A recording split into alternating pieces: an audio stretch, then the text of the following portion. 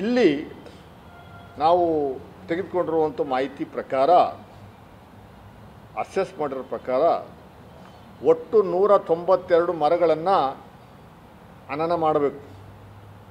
JLB ರಸ್ತೆದು 13.56 ಎಕರೆ ಜಾಗವನ್ನು acquire ಮಾಡ್ಕೋಬೇಕು. 75 ಸ್ಟ್ರಕ್ಚರ್ಸ್ಗಳು private, government, shelter, bus shelter ಸೇರಿ ಡೆಮಾಲಿಷ್ ಮಾಡಬೇಕು. ಇದು ಟ್ರಾಫಿಕ್ ಇರುವಂಥದ್ದು ಹಾಲಿ 2025 30,000 ವೆಹಿಕಲ್ಗಳು ಒಂದು ದಿವಸಕ್ಕೆ ಹೋಗ್ತವೆ ರೋಡಲ್ಲಿ. ಇನ್ನು 10 ವರ್ಷ ಬಿಟ್ಟರೆ 1 ಲಕ್ಷ ವೆಹಿಕಲ್ಗಳು ಆ ರಸ್ತೆಯಲ್ಲಿ ಹೋಗ್ತವೆ ಅನ್ನುವಂಥದ್ದು ಒಂದು ವ್ಯವಸ್ಥೆ. ಇಲ್ಲಿಂದ ಅಲ್ಲಿಗೆ ಹೋಗ್ಬೇಕಾದ್ರೆ ಈಗಾಗಲೇ ನಾನು ಹೇಳ್ದಂಗೆ 30 ನಿಮಿಷ ಟೈಮ್ ಬೇಕು. ಪೀಕ್ ಅವರ್ಸಲ್ಲಿ 45 ನಿಮಿಷ ಆಗುತ್ತೆ. ಎಲಿವೇಟೆಡ್ ರಸ್ತೆ ಆದರೆ it takes only 5 to 7 minutes. ಇದು ಇನ್ನೊಂದು ಪ್ರಪೋಸಲ್. ಇದು ಎರಡು ಕಾರ್ಯಕ್ರಮಗಳಿಗೂ ಒಂದು ಟೈಮ್ ಲಿಮಿಟ್ನ ಫಿಕ್ಸ್ ಮಾಡುವಂಥದ್ದು ಇದೆ. We are going to do it within 12 months. It takes only 12 months. Construction will be over. Elevated ರಸ್ತೆಯಲ್ಲಿ ಫ್ರೀ ಎಲಿವೇಟೆಡ್ ರಸ್ತೆ, ಸುಂಕ ಇಲ್ಲ, ಟೋಲ್ ಇಲ್ಲ, ಕೇಂದ್ರ ಸರ್ಕಾರದವ್ರು ಹಾಕ್ದಂಗೆ ವಸೂಲಿ ವ್ಯವಸ್ಥೆ ಇಲ್ಲ, ಫ್ರೀಯಾಗಿ ಹೋಗ್ಬೋದು. ಯಾರು ಇಲ್ಲಿಂದ ಡೈರೆಕ್ಟಾಗಿ ನೇರವಾಗಿ JSS ಜಂಕ್ಷನ್ಗೆ ಹೋಗ್ಬೇಕು ಅಂದರೆ ಹೊರಟಬಿಡ್ಬೋದು. ಇದು ಒಂದು ಪ್ರಪೋಸ್ ಟ್ರಾಫಿಕ್ ಡೆನ್ಸಿಟಿನ ಕಮ್ಮಿ ಮಾಡುವಂಥ ಉದ್ದೇಶದಿಂದ ಈ 2 ರಸ್ತೆಗಳನ್ನು, ಎಲಿವೇಟೆಡ್ ರಸ್ತೆಗಳನ್ನು ಮಾಡಬೇಕು ಅನ್ನುವಂಥದ್ದು ಏಕೈಕ ಉದ್ದೇಶದಿಂದ ಮಾನ್ಯ ಮುಖ್ಯಮಂತ್ರಿಗಳು PWD ಅವರಿಗೆ ವಹಿಸಿದ್ದಾರೆ. ಪ್ರಪೋಸಲ್ ಹೋಗಿದೆ. ಈಗ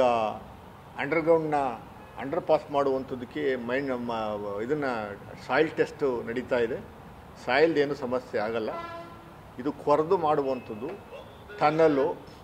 ಎಲ್ಲೂ ನೀವು ಅಗದ್ಬಿಟ್ಟು ರೋಡ್ನೆಲ್ಲ ಬ್ಲಾಕ್ ಮಾಡಿ ಮಾಡುವಂಥ ಒಂದು ವ್ಯವಸ್ಥೆ ಏನಿರಲ್ಲ. ಮೇಲ್ಗಡೆ ವೆಹಿಕಲ್ ಹೋಗ್ತಾ ಇರ್ತವೆ, ಅದ್ರ ಪಾಡ್ಗದು. ಕೆಳಗಡೆ ಟನ್ನಲ್ನ ನಿರ್ಮಾಣ ಆಗುವಂಥ ಕೆಲಸಗಳು ಆಗ್ತವೆ. ಅಂಡರ್ ಪಾಸ್ಗಳು 5 ಕಡೆ ಜಂಕ್ಷನ್ಸ್ಗಳು ಹೊರಗಡೆ ಬರುವಂಥದ್ದಕ್ಕೆ ಅವಕಾಶ ಕಲ್ಪಿಸಿರುವಂಥದ್ದು. ಇದಲ್ಲದೇನೆ ಬೆಂಗಳೂರಲ್ಲಿ ಸುಮಾರು 190 ಕಿಲೋಮೀಟರ್ ಲೆಂತ್ಗೆ 5-6 ನ್ಯಾಷನಲ್ ಹೈವೇಗಳನ್ನು ಕನೆಕ್ಟ್ ಮಾಡುವಂಥದ್ದಕ್ಕೆ, ಟನಲ್ ರೋಡ್ಗಳನ್ನ ನಿರ್ಮಾಣ ಮಾಡುವಂಥದ್ದಕ್ಕೆ ಒಂದು ಪ್ರಪೋಸಲ್ಸ್ನ ಮೂಟ್ ಮಾಡಿದ್ದಾರೆ ಮಾನ್ಯ ಮುಖ್ಯಮಂತ್ರಿಗಳು DK ಶಿವಕುಮಾರ್ ಅವರು, ಉಪಮುಖ್ಯಮಂತ್ರಿಗಳು.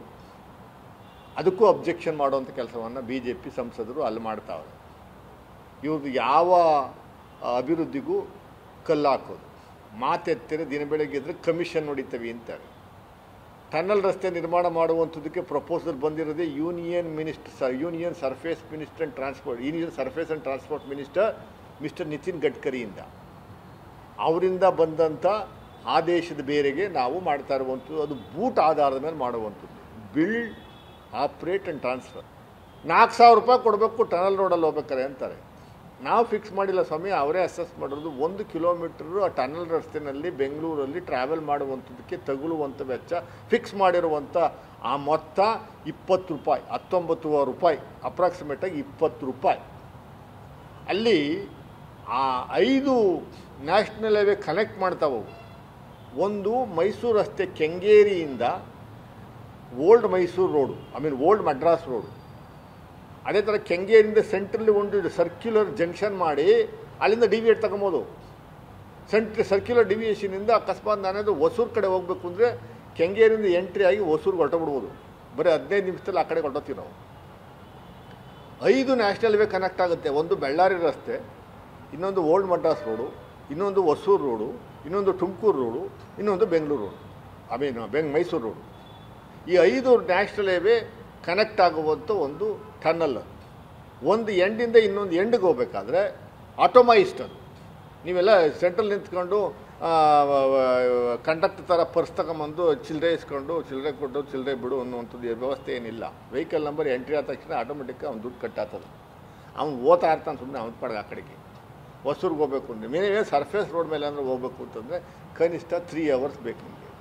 ಕೆಳಗಡೆ ಹೋಗ್ಬೇಕು ಅಂದರೆ 15 ನಿಮಿಷದಲ್ಲಿ ಹೋಗ್ಬೋದು. ಆ ಟನಲ್ ರೋಡನ್ನು ನಿರ್ಮಾಣ ಮಾಡಿದರೆ ಬೆಂಗಳೂರಲ್ಲಿ ಸರ್ಫೇಸ್ ಮೇಲೆ ಹೋಗ್ತಾ ಇರುವಂಥ 25 ಲಕ್ಷ ವೆಹಿಕಲ್ಗಳು ಕೆಳಗಡೆ ಹೋಗ್ತವೆ. 25 ಲಕ್ಷ ವೆಹಿಕಲ್ಗಳು ಡೆನ್ಸಿಟಿ ಕಮ್ಮಿ ಆದರೆ ಪೂರ್ತಿ ಪ್ರಮಾಣದ ಟ್ರಾಫಿಕ್ ಕಂಜೆಷನ್ ಕಮ್ಮಿ ಆಗುತ್ತೆ. ಇಲ್ಲಾಂದರೆ ಬೆಂಗಳೂರು ಟ್ರಾಫಿಕ್ನ ನೀವೇನೂ ಮಾಡೋಕ್ಕಾಗಲ್ಲ. ನಾನು ಮೊನ್ನೆ ಒಂದು ಪ್ರೆಸ್ ಮೀಟ್ ಮಾಡಿದ್ದೆ ಬೆಂಗಳೂರು.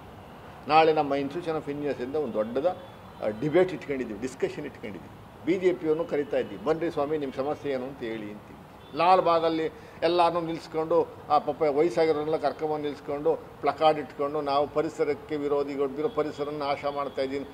ಲಾಲ್ ಬಾಗನ್ನ ಕಡ್ದುಬಿಟ್ಟು ಅಗದ್ಬಿಟ್ಟು ಒಳಗಡೆ ಟನಲ್ ಮಾಡಲ್ಲ ಸ್ವಾಮಿ. ವಿಧಾನಸೌಧ ಕೆಳಗಡೆ ಮೆಟ್ರೋ ಟನಲ್ ಹೋಗಿದೆ ಗೊತ್ತಾ? ವಿಧಾನಸೌಧ ಏನಾದರೂ ಅಗದಿದ್ವಾ ನಾವು? ಯಾವ ಮೆಟ್ರೋ ಆಯ್ತು ಅಂತಲೇ ಗೊತ್ತಿಲ್ಲ. ಒಳಗಡೆ ಬೋರ್ ಕೊರ್ದಂಗೆ ಕೊರ್ಕೊಂಡು ಹೋಗ್ತದೆ ಅದು. ಒಂದೇ ಒಂದು ಕಡೆ ಯಾವುದೋ ಒಂದು ಮೂಲೆಯಲ್ಲಿ 5 ಅಡಿಗೆ 5 ಅಡಿ ಒಂದು ಬಾಕ್ಸ್ ಥರ ಕೆಳಗಡೆ ಟ್ರೆಂಚ್ ಹೊಡ್ಕೊಂಡು ಕೆಳಗಡೆ ಹೋಗ್ತಾನೆ ನಾವು. ಅಷ್ಟೇ, ಗೊತ್ತೇ ಆಗಲ್ಲ ನಿಮಗೆ ನಿರ್ಮಾಣ ಮಾಡೋದು. ಟನಲ್ ನಿರ್ಮಾಣ ಮಾಡೋದೇ ಗೊತ್ತಾಗಲ್ಲ. ಒಳಗಡೆ ತಗೊಂಡೋಗುವಂಥದ್ದು. ವಿಧಾನಸೌಧ ಕೆಳಗಡೆ ಟನಲ್ ಹೋಗಿದೆ, ಮೆಟ್ರೋ ಟನಲ್ ಹೋಗಿದೆ. ವಿಧಾನಸೌಧ ಏನಾದ್ರು ಕಿತ್ತಾಕ್ಬಿಟ್ಟು ಒಡೆದಾಕ್ಬಿಟ್ಟು ಟನಲ್ ಕಟ್ಟಿ ಆಮೇಲೆ ತಿರ್ಗಿ ವಿಧಾನಸೌಧನ ಕಟ್ಟಿದ್ದೀವಾ? ಅದಕ್ಕೆ ಬೇಸಿಕ್ ಕಾಮನ್ ಸೆನ್ಸ್ ಬೇಡವಾ? ಏನು ಎಷ್ಟರ ಮಟ್ಟಿಗೆ ಜನಗಳನ್ನ ಮೂರ್ಖರನ್ನಾಗಿ ಮಾಡ್ತಾರೆ ಇವರು ಅರ್ಥಾಗಲ್ಲ. ಲಾಲ್ ಬಾಗ್ ಕೆಳಗಡೆ ಹೋಗುತ್ತೆ, ಲಾಲ್ ಬಾಗ್ ಮೇಲ್ಗಡೆ ಪರ್ಗಳು ಏನು ಕಟ್ಟಾಗಲ್ಲ, ಎದ್ದು ಆಗಲ್ಲ. ಕೆಳಗಡೆ 100 ಅಡಿ ಡೆಪ್ತಲ್ಲಿ ಹೋಗ್ತಾವು. ಹಿಂಗೆ ಮೂರ್ಖರನ್ನು ಮಾಡ್ತಾರೆ ನೋಡಿ. ಅವ್ರು ಯಾರೋ BJP ಭಕ್ತರನ್ನ ಕರ್ಕೊಂಬರೋದು, ಪಾಪ ಅವ್ರು ವಯಸ್ಸಾಗಿರೋನ್ನ ನಿಲ್ಲಿಸ್ಕೊಂಡು ಪ್ಲಕಾರ್ಡ್ ಹಾಕ್ಕೊಂಡು ನಾವು ಲಾಲ್ ಬಾಗ್ ಉಳಿಸ್ತೀವಿ, ಏನೋ ಲಾಲ್ ಬಾಗ್ನೇ ಹೊಡೆದಾಕ್ಬಿಡ್ತಾ ಇದ್ದೀವೇನೋ ಅಂತಾರೆ. ಲಾಲ್ ಬಾಗ್ ಮುಟ್ಟಲ್ಲ, ಒಂದೇ 1 ಇಂಚ್ ಜಾಗ ತಗೊಳ್ಳಲ್ಲ. ಇಲ್ಲೂ ಅಷ್ಟೇ, ಎಲ್ಲೂ ಯಾವ ಸ್ಟ್ರಕ್ಚರ್ಗೂ ಏನೂ ಆಗಲ್ಲ. ಕೆಳಗಡೆ ಅಂಡರ್ ಪಾಸ್ ಹೋಗ್ತವೆ ಇಲ್ಲಿಂದ RTO ಸರ್ಕಲ್ನ, ಅಲ್ಲಿಂದ ಎಲಿವೇಟೆಡ್ ರಸ್ತೆ ಹೋಗುತ್ತೆ. ಬೆಂಗಳೂರಲ್ಲಿ ಮಾಡಿಲ್ವಾ? ಇದಕ್ಕೆ ಯಾಕೆ ಅಬ್ಜೆಕ್ಷನ್ ಮಾಡ್ತಿದ್ದೀರಿ? ಪ್ರತಿಯೊಂದು ಅಭಿವೃದ್ಧಿಗೂ ನೀವು ತೊಡಕಾಗಿದ್ದೀರಿ. ಇದು ದುರಂತ. ಆಮೇಲೆ 3ನೇದು ಗ್ರೇಟರ್ ಮೈಸೂರು ಆಗಬೇಕು. ಯಾವುದೋ ರಿಯಲ್ ಎಸ್ಟೇಟ್ನವ್ರಿಗೆ ಅನುಕೂಲ ಮಾಡ್ಕೊಳ್ಳೋಕ್ಕೆ ಮತ್ತೊಂದಕ್ಕಲ್ಲ. 250 ಬಡಾವಣೆಗಳು ಮೈಸೂರು ನಗರಾಭಿವೃದ್ಧಿ ಪ್ರಾಧಿಕಾರದ್ದು ನಿರ್ಮಾಣ ಮಾಡಿರುವಂತೆ 250 ಬಡಾವಣೆಗಳು ಅವರು ಮೂಲಭೂತ ಸೌಕರ್ಯ ಇಲ್ಲದೇ ಸಫರ್ ಆಗ್ತಾ ಇದ್ದಾವೆ. ಅವರು ಟ್ಯಾಕ್ಸ್ ಕಟ್ಟೋಕ್ಕಾಗ್ತಾ ಇಲ್ಲ.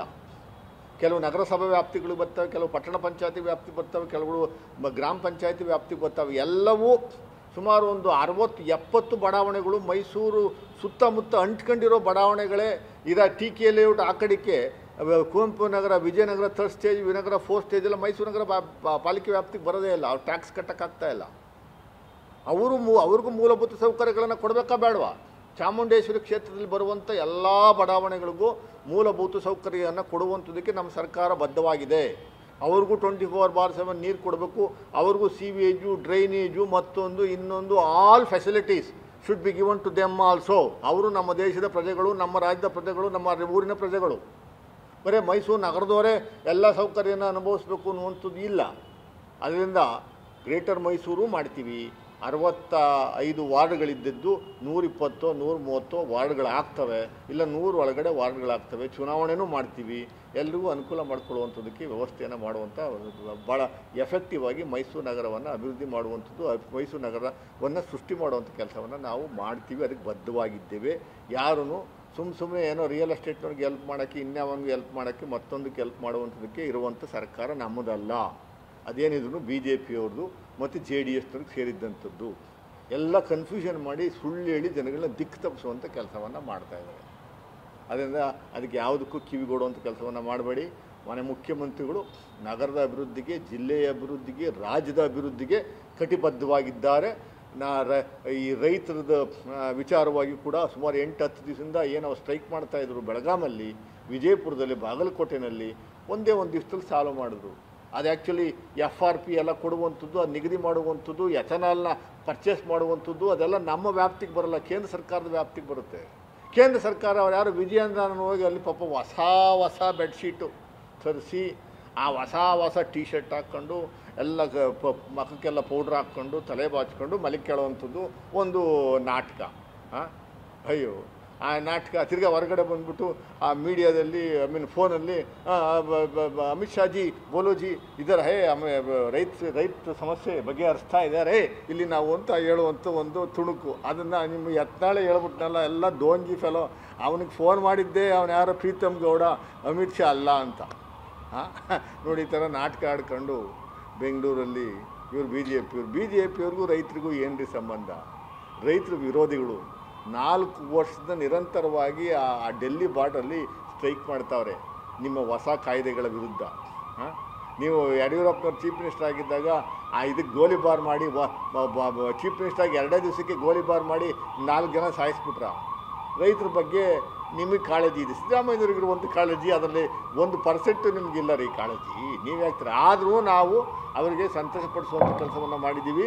ಅವರಿಗೆ ಬೆಂಬಲ ಬೆಲೆಯನ್ನು 3,300 ರೂಪಾಯಿಗೆ ಕೊಡುವಂಥ ಕೆಲಸವನ್ನು ಮಾಡಿದ್ದೀವಿ. ಅವ್ರು ಇನ್ನು ಬೇರೆ ಏನು ಸಮಸ್ಯೆಗಳಿದ್ರು ಬಗೆಹರಿಸುವಂಥದ್ದಕ್ಕೆ ನಮ್ಮ ಕಾಂಗ್ರೆಸ್ ಪಕ್ಷದ ಸರ್ಕಾರ ಕಟಿಬದ್ಧವಾಗಿರುತ್ತೆ. ನಾವು ಕಮಿಟ್ಮೆಂಟು ನಮ್ಮದು ಇರುತ್ತೆ, ಅದು ನಾವು ಮಾಡೇ ಮಾಡ್ತೀವಿ.